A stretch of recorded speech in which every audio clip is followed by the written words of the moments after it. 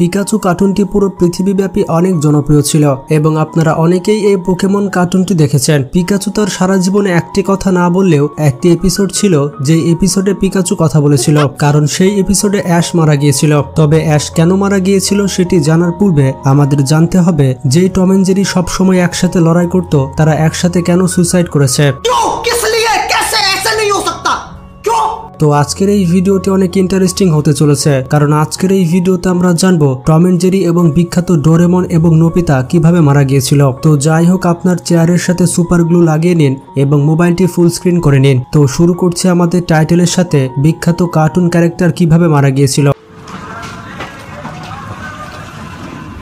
তো প্রথমে রয়েছে Tom and Jerry. Tom and Jerry নিজেদের ভালোবাসা হারিয়ে ফেলেছিল এবং তাদের ব্রেকআপ হয়ে যাওয়ার কারণে তারা রেল লাইনে আত্মহত্যা করে ফেলে।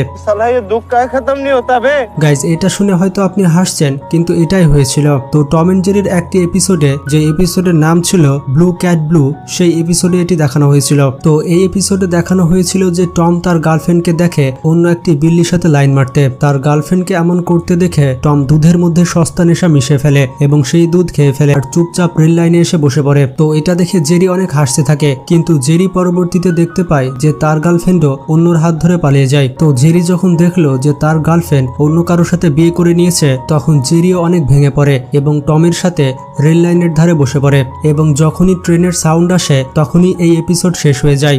ধারণা করা হয় এটি ছিল টম এন্ড জেরির শেষ এপিসোড। তো এই এপিসোড দেখানোর পরে মানুষজনের মধ্যে এটি ছড়িয়ে যায় যে টম এন্ড জেরি আত্মহত্যা করেছে। তো টম এন্ড জেরির মারা যাওয়ার খবর শুনে সব বাচ্চারা অনেক কান্না করতে থাকে, কিন্তু দেখা যায় কিছু মাস পরে টম এন্ড জেরির আরো একটি ভার্সন বের হয়। তখন মানুষ এটা ভালো মতো বুঝতে পারে যে টম এন্ড জেরি মারা যায়নি।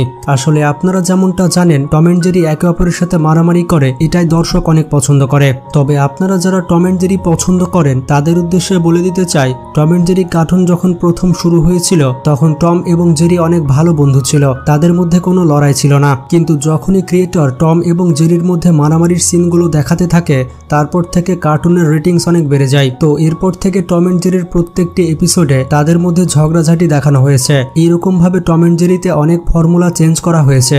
যেমন আপনারা হয়তো জানেন না, টম এন্ড জেরির পূর্বের নাম ছিল জ্যাসপার অ্যান্ড জিন্স।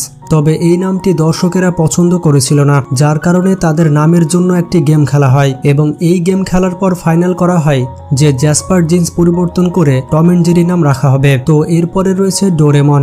আপনারা হয়তো জানেন নোবিতার ক্যারেক্টার একটি রিয়াল ক্যারেক্টার ছিল এবং সেই আসল নোবিতা আত্মহত্যা করে ফেলেছিল এবং তার স্টোরির উপরে ডোরেমন গল্পটি লেখা হয়েছে। তো আসল নোবিতার ব্যাপারটি হচ্ছে, নোবিতা একদিন স্কুলে যাচ্ছিল।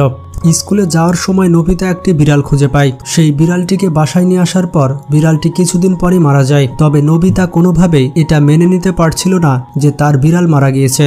নোবিতা সবসময় স্বপ্নে তার বিড়ালটিকে দেখত। তো বারবার এইরকম স্বপ্ন দেখার কারণে নোবিতা অসুস্থ হয়ে যায়। এরপর যখন তাকে ট্রিটমেন্ট দিয়ে ঠিক করা হয়, তখন সুস্থ হওয়ার পর আবারও নোবিতা স্বপ্নে তার বিড়ালটিকে দেখতে পায়। তো এরপর নোবিতা অনেক ইমোশনাল হয়ে তার বাবার গান দিয়ে সুইসাইড করে। নোবিতা সুইসাইড করেছে এটা শুনে সোশ্যাল মিডিয়াতে ঝড় উঠে যায়। তবে পরবর্তীতে এটা জানা যায় যে এই স্টোরি ফেক ছিল। এই স্টোরিটি ক্রিয়েট করা হয়েছিল ডোরেমন কার্টুনের প্রমোশন করার জন্য। তো যাই হোক, আপনারা কারা কারা ডোরেমন কার্টুন পছন্দ করেন তারা কিন্তু কমেন্ট বক্সে জানাবেন। এরপরে রয়েছে স্টুয়ার্ট লিটিল। যখন বাচ্চারা শুনলো স্টুয়ার্ট লিটিল মারা গিয়েছে, তখন তারা কোনোভাবে এটি বিশ্বাস করতে পারছিল না এবং অনেকে সোশ্যাল মিডিয়াতে বলা বলি করছিল যে স্টুয়ার্ট লিটিলের যে ভয়েস দেয়, মানে মাইকেল জে ফক্স, সেও মারা গিয়েছে।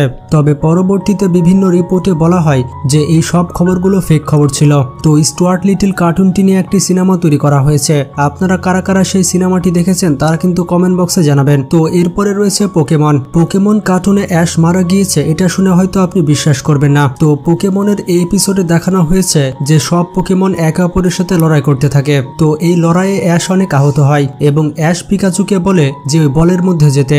মজার ব্যাপারটি হচ্ছে, তখন পিকাচু জীবনে প্রথমবারের মতো কথা বলে এবং সে বলে যে আমি তোমার সাথেই থাকতে চাই। এরপর অ্যাশ পিকাচুকে বলের মধ্যে ঢুকিয়ে দেয়। কিছুক্ষণ পর যখন পিকাচু বল থেকে বাইরে আসে, তখন পিকাচু দেখে যে অ্যাশের বডি নেই। এটা দেখে পিকাচু অনেক ক্ষেপে যায় এবং সে তার সম্পূর্ণ শক্তি ব্যবহার করে অ্যাশকে আবারও ফেরত আনে। আসলে অ্যাশকে আবার ফেরত আসতেই হতো। অ্যাশ যদি মারা যায় তাহলে পোকেমন কার্টুন পুরোপুরি শেষ। তবে আপনারা হয়তো জানেন না, প্রথমে অ্যাশের পোকেমন কিন্তু পিকাচু ছিল না। অ্যাশের পোকেমনের জন্য প্রথমে সিলেক্ট করা হয়েছিল ক্ল্যাফেরিকে। পরবর্তীতে ক্রিয়েটরস ক্রিয়েটরসরা এটা চেঞ্জ করে আর অ্যাশের পোকেমন হিসেবে পিকাচুকে ঠিক করে। এরপর পিকাচু এতটাই জনপ্রিয়তা অর্জন করে যে পিকাচুর নামে 24 ক্যারেট গোল্ড দিয়ে কার্ড তৈরি করা হয় এবং ক্রিয়েটরসরা এই কার্ডকে 2020 সালে নিলামে তুলেছিল। নিলামে এই কার্ডটি $8 মিলিয়ন বা 90 কোটি টাকাতে বিক্রি হয়েছিল। তো এরপরে রয়েছে মিকি মাউস। তবে আপনারা হয়তো জানেন না, মিকি মাউসের ক্যারেক্টারে প্রথমে মাউস ছিল না। এই ক্যারেক্টারের জন্য একটি র্যাবিটকে ঠিক করা হয়েছিল এবং এই র্যাবিট ক্যারেক্টারকে ইউনিভার্সাল পিকচার কিনে নেয়।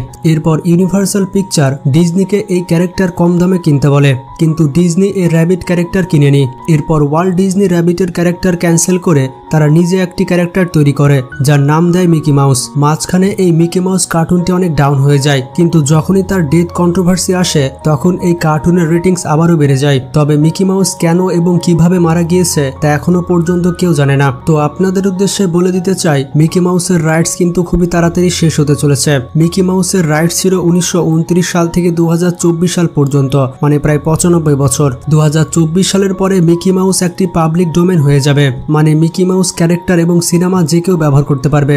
তো এরপরে রয়েছে পাওয়ারপাফ গার্লস। পাওয়ারপাফ গার্লসের একটি বোন ছিল, এটা হয়তো আপনারা অনেকেই জানেন না।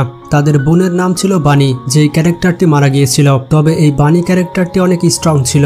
এই বানি ক্যারেক্টার তৈরি করেছিল পাওয়ারপাফ গার্লস নিজেরা এক্সপেরিমেন্ট করে, তবে তাদের সেই এক্সপেরিমেন্টটি অতটাও সফল ছিল না। এই বানি ক্যারেক্টারের পাওয়ার অনেক বেশি হয়ে যায় এবং তার পাওয়ারগুলো সে ঠিকমতো কন্ট্রোল করতে পারে না। তার গায়ে তো প্রচুর শক্তি ছিল, কিন্তু তার মাথায় কোনো বুদ্ধি ছিল না। এই ক্যারেক্টারের বুদ্ধি আর ভিডিওতে যে দিদি স্কুটার চালাচ্ছে তার বুদ্ধি আপনি এক বলতে পারেন। তো যাই হোক, এই বানি ক্যারেক্টারের এতটাই পাওয়ার ছিল যে এই পাওয়ার কন্ট্রোল না করতে পেরে ওভার পাওয়ার হয়ে যাওয়ার কারণে সে নিজে মারা যায়। বানির মতো আরো একটি ক্যারেক্টারের আনএক্সপেক্টেড ডেথ হয়ে যায় এবং সেই ক্যারেক্টারটি ছিল মোজো জোজো। এবং এই মোজো জোজো ক্যারেক্টারটি নেওয়া হয়েছিল একটি অ্যাকশন সিনেমা সিরিজ থেকে। শুধুমাত্র এই ক্যারেক্টারই নয়, পাওয়ারপাফ গার্লসের সকল ক্যারেক্টার অনেক জনপ্রিয়তা অর্জন করেছিল, যার কারণে এই কার্টুন সিরিজকে বলা হয় হাইয়েস্ট রেটেড সিরিজ। এরপরে রয়েছে স্পাইডারম্যান। তো স্পাইডারম্যান কার্টুনে স্পাইডারম্যানের মৃত্যু দেখানো হয়। তো নরম্যান অসবর্ন তার ছেলের মৃত্যুর জন্য স্পাইডারম্যানকে দায়ী ভাবে, যার কারণে নরম্যান অসবর্ন স্পাইডারম্যানের উপরে হামলা করে দেয় এবং সেখানে স্পাইডারম্যানের আন্টি চলে আসে।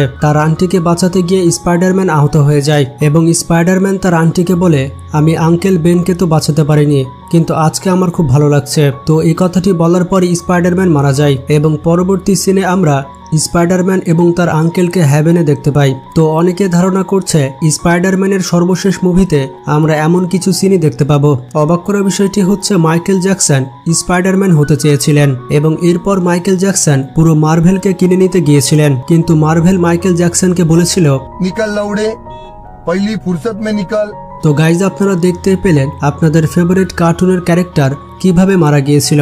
আসলে এই কার্টুনগুলো এমনই একটা জিনিস যেটা আমাদের ছোটবেলার স্মৃতির সাথে অনেক জড়িয়ে রয়েছে। ছোটবেলায় আমরা কোনো কিছু বুঝতাম না, শুধুমাত্র এই কার্টুনগুলো দেখতাম আর মজা নিতাম। তবে বর্তমানের বাচ্চা কাচ্চাগুলো আর তেমন কার্টুন দেখে না, তারা তো ছোটবেলাতেই হাতে টিকটক আর ফেসবুক পেয়ে যায়। তো যাই হোক গাইজ, এই সকল কার্টুনের মধ্যে আপনার ফেভারিট কার্টুন সিরিজ কোনটি ছিল তা কমেন্ট বক্সে জানাবেন। এইরকমই ইন্টারেস্টিং সব ভিডিও পেতে আমাদের চ্যানেলটি সাবস্ক্রাইব করে পাশে থাকা বেল আইকনটি ক্লিক করে দিন। ভালো থাকবেন, নিজের খেয়াল রাখবেন, টেক কেয়ার।